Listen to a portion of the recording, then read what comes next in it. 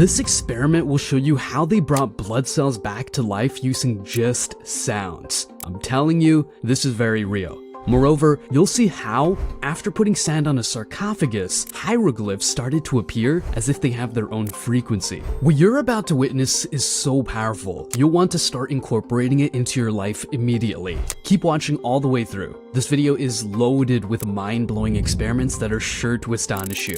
Let's begin. My name is John Stuart Reid, and I'm an acoustic physics researcher. Pythagoras said that music could be used in place of medicine.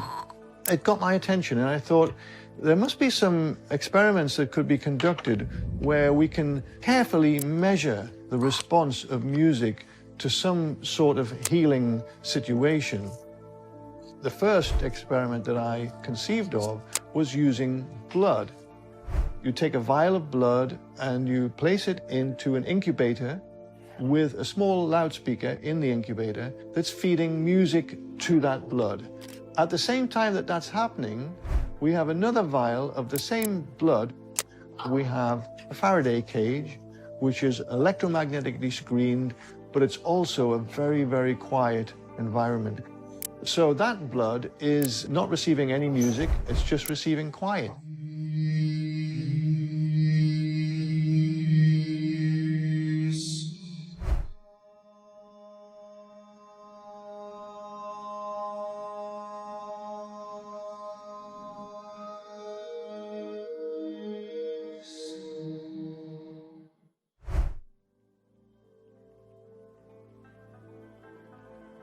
We go through a protocol that first dilutes the blood by a certain ratio with a buffer solution, and then we extract a small amount of that mixed blood.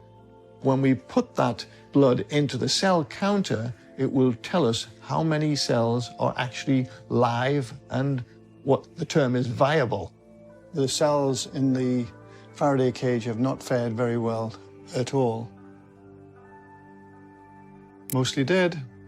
But if the cells are dead, that means that the cells from the tube that got exposed to my voice, they'll be dead too. I mean, it's the same blood.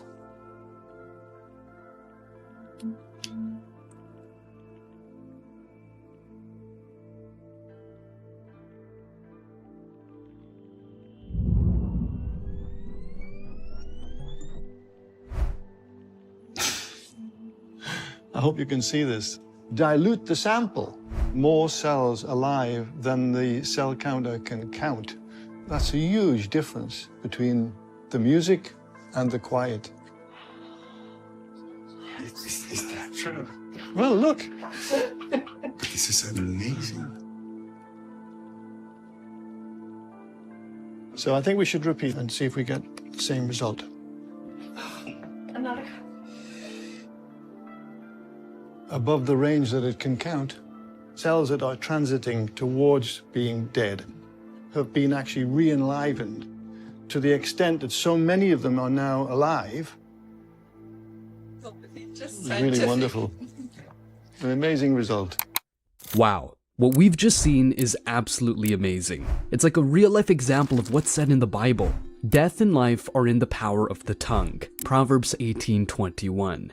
The experiment we saw proves this in a big way. It was Anders Holte, known for his unique, kind of otherworldly music, whose voice re-enlivened the cells. That's mind-blowing. Of course, the point of this experiment is to showcase the power of harmonious sounds. It's not just about Anders Holte's unique ability, it's a bigger picture about good frequencies and their importance. This experiment helps us understand how vital these harmonious frequencies are. And it's not just any sound that has the power to re-enliven cells, but those that are in harmony, in tune with nature, and beneficial to our well-being. Credit for this goes to Dr. John Stuart Reid and the documentary The One Field, a film by Sippy Raz. Without this film, we might never have known about this incredible experiment. I really encourage you to watch the entire film because it's an eye-opener. You'll find links in the description. Think about it, if Anders Holte's voice, along with such beautiful and harmonious sounds, can wake up cells that were almost dead, it really makes you wonder about the music we listen to every day. Some of it is deliberately off-tune or tuned to harmful frequencies. Now, let's take a look at another one of Dr. John Stuart Reid's incredible discoveries. this time from his work in the pyramids of Egypt. Imagine this: Dr. Reed, in a setting as ancient and mysterious as the pyramids, places sand on a sarcophagus. As he conducts his experiment with sound vibrations, something absolutely phenomenal happens. Hieroglyphs begin to emerge. It's as if the sand, dancing to the tune of the vibrations, starts to unveil secrets that have been hidden for thousands of years. It all started back at the Great Pyramid in 1997. 3 weeks before I was due to go out to Egypt, I severely injured my lower back. I thought I would have to cancel the whole mission, but somehow I managed to get into the pyramid. Other people carried the equipment. The experiment that was designed was to make visible the resonances in the sarcophagus. I set up the experiment, then I stretched PVC membrane across the open top of the sarcophagus. Then I sprinkled sand on the membrane, and when we switched on the sound, this is just pure tones, electronically created tones. A whole range of ancient Egyptian hieroglyphs started to appear in the sand. First one was the hieroglyph for backbone or spinal column. It was writhing about like a snake. Antiquities inspector, he was like, "How you do that? How you do that?" We saw lots and lots of different hieroglyphs coming out on this membrane. But what was so extraordinary was within 20 minutes of making sound, all the pain in my back left me and I never did come back. It's an extraordinary moment in my life that changed my life forever. The remarkable healing Dr. John Stuart Reed experienced in the Great Pyramid strongly underscores the therapeutic potential of sound. His sudden relief from chronic back pain serves as a compelling testament to how sound frequencies can directly and significantly impact our physical health. This breakthrough opens thrilling new research possibilities in sound therapy and holistic healing, suggesting that sound is not just an abstract concept, but a practical tool for addressing physical health issues. This leads us to revisit the role of sound in ancient architecture. The Great Pyramid, renowned for its precision in both architecture and astronomy, may also have been intentionally designed with an intricate understanding of acoustics. Could it be that this iconic structure was more than a tomb or monument? Perhaps it served as an advanced resonant chamber for healing purposes, or other functions that we're yet to fully comprehend. The emergence of hieroglyphs in response to sound vibrations in Dr. Reed's experiment hints that the ancient Egyptians might have encoded a sophisticated understanding of sound's effects in their writing and architecture. This revelation could radically transform our understanding of ancient civilizations, suggesting they had a profound grasp of the physical and metaphysical aspects of sound. But if music and sound hold such power that they can reanimate blood cells, as seen in the previous experiment, or heal Dr. Reed's back permanently, it raises a critical question. What effect does the music we listen to, the music that's promoted everywhere, have on us? We've all seen how music can have darker, even demonic aspects. If sound can influence cells in our brain, particularly our subconscious, then the impact of our daily sonic environment becomes a matter of significant importance. Here's a clip of Michael Jackson discussing the hypnotic power of music, underscoring how deeply and subtly it can affect us. Singers, when they sing songs, it's like a mantra. When you repeat a chorus over and over and over. So when a kid hears a song and he starts singing that chorus over and over and over, then you start to hear it in the alpha state to the subconscious mind.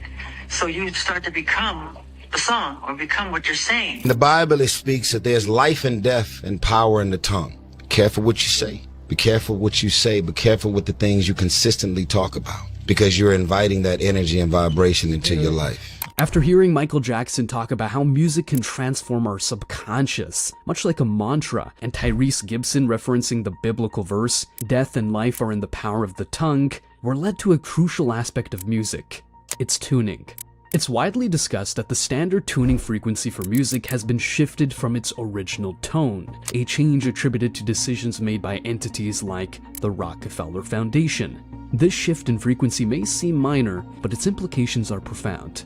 Music is more than just melodies and rhythms. It's a constant stream of lyrics and vibrations that we absorb, often without fully realizing their impact. As Michael Jackson pointed out, these lyrics can become our subconscious mantras, shaping our thoughts and beliefs in subtle yet powerful ways. The frequency at which music is played, now commonly at 440 Hz, a shift from the traditional 432 Hz, is another layer to this. This alteration in frequency can have a significant impact on how we perceive and are affected by music.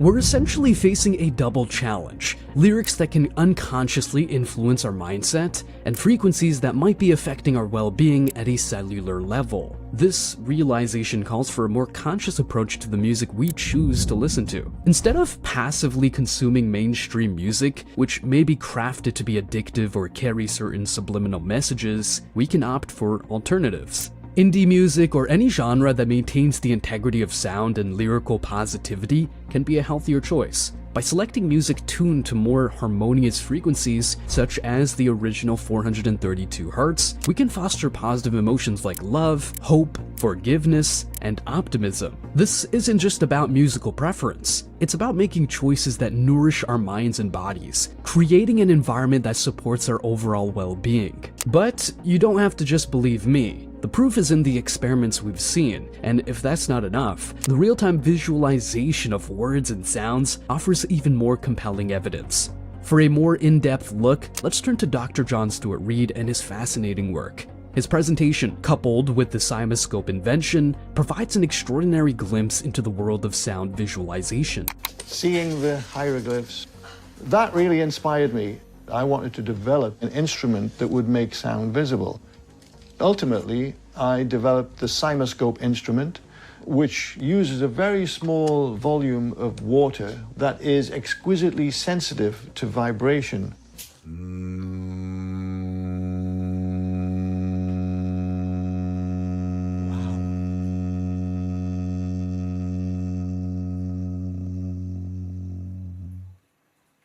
When any beautiful sound enters into the water, what I see every day is a beautiful image. Beauty begets beauty. We are 90% water. Think about the membranes around every cell in our bodies receiving a beautiful pattern, a harmonious pattern. Those cells are all going to be beautifully massaged and feeling, wow, we are being supported here.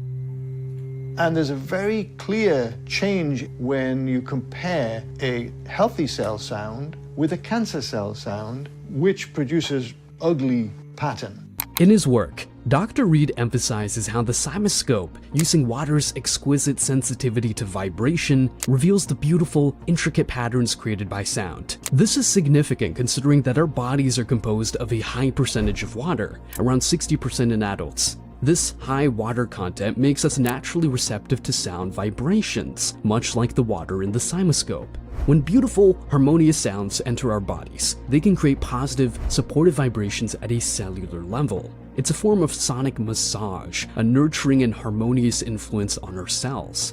On the flip side, this also means that we are potentially vulnerable to the effects of negative frequencies. Imagine the impact of constant exposure to discordant, jarring sounds or music tuned to frequencies that are not naturally harmonious. These could potentially lead to a state of disharmony in our bodies, contributing to stress or even illness. This concern isn't just hypothetical, it's grounded in the reality of how sound interacts with our fundamentally water-based bodies. The concept of resonance is key here. Just as a particular frequency can cause a glass to resonate and shatter, certain sound frequencies, particularly those that are disharmonious or unnatural, can resonate in our bodies in potentially harmful ways. The music industry, often focused on what's commercially viable rather than what's holistically beneficial, can sometimes promote music that is out of tune with these natural, harmonious frequencies. Therefore, it's crucial to be discerning about the music and sounds we allow into our lives. Just as we care about the food we eat and the air we breathe, we should also be conscious of the sonic environments we inhabit. Choosing music and sounds that resonate with natural, harmonious frequencies can be a form of self-care, an act of nurturing our physical and mental well-being. In continuation of this exploration into the profound impact of sound and frequencies on our well-being, there's another intriguing perspective worth considering. This comes from Dr. Leonard Horowitz, a man with insightful views on the nature of sound and its effects. He discusses a concept known as the devil's interval, a specific frequency that he suggests can have adverse effects on our health. Is called the devil's interval in musicology. That when you play 7/4/1 with 5/2/8, it creates such an annoying and dissonant energy, diseasing, stressful, that if you continue to listen to it, you could die. They have held the secret knowledge by which the pyramids were constructed based on the math. All of the universe is constructed according to these 9 tones. They knew about them. In fact, they instituted. In fact, it was the Rockefeller Foundation in 1939 that instituted the world's standard tuning. The Western world tunes to a 440 hertz frequency. That when you tune your instrument to that, the F sharp note is 7/4/1, precisely. Not 7.41.1 or 0.2, it's 7/4/1, which meant that there was a clear, scientifically researched intent, and indeed that's exactly what happened. The 7/4/1 A440 link came out of military research in the 1930s to induce psychosocial stress and dis-ease to the max. It was selected that A440 would be the standard tuning for the Western world. In fact, quote, mass hysteria, end quote, could be induced by instituting that frequency. And now you begin to explain why you went from the era of Frank Sinatra, where women would mostly swoon over Frank. Suddenly, Elvis Presley, rioting began. It was scientifically determined for military acoustic warfare research that if you simply used A440 standard tuning, that you could engage about 6% of the population, perhaps, to actually go into this kind of crisis, into this hysteria. And that those people then, especially if they were televised and they were promoted and broadcast, could potentially affect a social, virtually British invasion. Now you begin to reconcile what happened. This information is all in the book of 528. As we reflect on the journey through these experiments and discussions, we come to a profound realization about the power of sound and words. Starting with Dr. John Stuart Reid's revealing experiments with blood cells, where music was shown to rejuvenate cells that were in a dormant state, we begin to see the tangible impact of sound. Following this, his work on the visual emergence of hieroglyphs in Egypt further illustrates how sound can interact with physical matter in extraordinary ways. The wisdom shared by Michael Jackson and Tyrese Gibson adds a deeper, more personal dimension to our understanding, highlighting how sound and words shape our perceptions and experiences. Dr. Reid's groundbreaking work with the cymoscope, making sound visible, bridges the gap between the seen and unseen, providing a stunning visual representation of sound's influence. Lastly, the insights of Dr. Leonard Horowitz about the devil's interval and the potential negative impacts of certain frequencies round out our exploration. Together, these discoveries and insights resonate deeply with the biblical proverb, "Death and life are in the power of the tongue," found in Proverbs 18:21. This ancient wisdom is echoed in the scientific revelations we've explored, showcasing the incredible power of sound and words that we all possess. You might walk away from this video thinking it's just interesting or informing. However, I urge you to recognize these experiments and discussions as demonstrations of the power within each of us. They are not merely scientific curiosities. They are calls to action, invitations to use our innate abilities for positive change. Let's start using this power, as the Bible suggests. Use your words to create hope, to light up someone's day, to compliment and uplift those around you, and mean it from the heart. Your words have the power to shape reality, to spread love and positivity in a world that often seems overshadowed by negativity. Be mindful of the music you listen to and the sounds you surround yourself with. We've seen how the frequencies of music can impact us on a cellular level. Choose soundscapes that are harmonious, that feed your soul with good vibrations, and steer clear of those that could be subtly influencing you in harmful ways.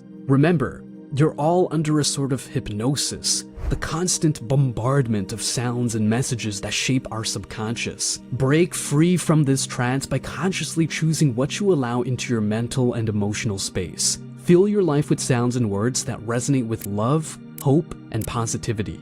By understanding and harnessing the power of sound and words, we can take better care of ourselves and others. We have the power to create a ripple effect of positivity, to make a real difference in our lives and in the lives of those around us. So let's embrace this power. Let's use it wisely, and let's start now. Spread love, spread light, and let the harmonious frequencies guide you towards a life filled with positivity and well-being.